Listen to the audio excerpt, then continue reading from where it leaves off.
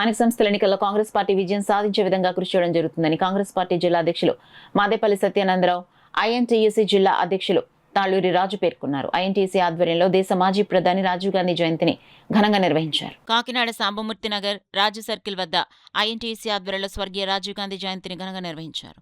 ఆయన విగ్రహానికి పూలమాల వేసి నివాళులర్పించారు. అనంతరం పార్టీ నాయకులు, కార్యకర్తలకు స్వీట్లు పంచారు. ఈ సందర్భంగా ఆయన మాట్లాడుతూ స్వర్గీయ రాజీవ్ గాంధీ పేరిట ఈ ప్రాంతంలో రాజీవ్ గృహకల్పన నిర్మించి వేల మంది పేద ప్రజలకు ఇళ్లను కేటాయించడం జరిగిందన్నారు. భారతదేశాన్ని సన్మార్గంలో నడిపించిన మహానుభావుడు మాజీ ప్రధాని రాజీవ్ గాంధీ అన్నారు. ఇక రాజీవ్ గాంధీ దేశ ప్రధానిగా ఐటీ, విద్య, టెలికాం, రక్షణ, వాణిజ్య సంస్కరణలు ప్రవేశపెట్టారని పేర్కొన్నారు.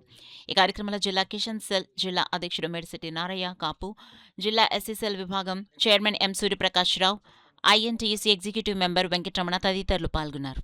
మరి రానున్న సంస్థాగత ఎన్నికలు కూడా కాకినాడలో జరగబోయి ఉన్నది. మరి ఇక్కడ తప్పకుండా జిల్లా అధ్యక్షుల వారు దీని దృష్టి పెట్టాలి, పల్లవర గారు కూడా దృష్టి పెట్టాలి. దీని మీద మరి యావత్ కార్యకర్తలు కూడా వేసి చూస్తున్నారు. ఇది చాలా పెద్ద సర్కిల్.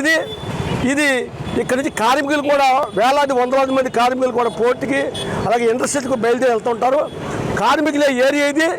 మరి మా ఐఎన్టీసీ అధ్యక్షులుగా మేము చెప్తున్నాం, ఇక్కడ తప్పకుండా మరి పల్లవరాగాన్ని తీసుకొచ్చి ఇక్కడ మరి వచ్చే ఎన్నికలకి మనం ప్రసారం చేయాలి. అలాగే ఇక్కడ ఈ వార్డులన్నీ కూడా నెగ్గించుకుంటే విధానంలో మనం ఉండాలి.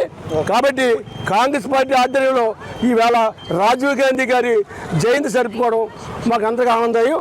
అలాగే జిల్లా కాంగ్రెస్ పార్టీ అధ్యక్షుల వారికి మరి మాదేపల్లి ప్రత్యేకమైన అభినందనలు తెలియపరుచుకుంటూ జై కాంగ్రెస్.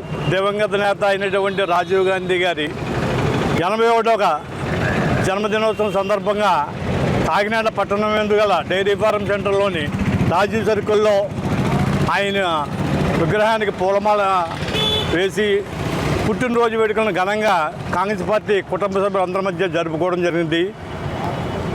ఇది కాకినాడ పట్టణంలో కాంగ్రెస్ జనజనాభివృద్ధి చెందుతూ రేపు రాబోయే ఎలక్షన్లలో అన్ని వార్డుల్లో పోటీ చేస్తుందని, ముఖ్యంగా ప్రత్యక్ష ఎలక్షన్ అయినను సరే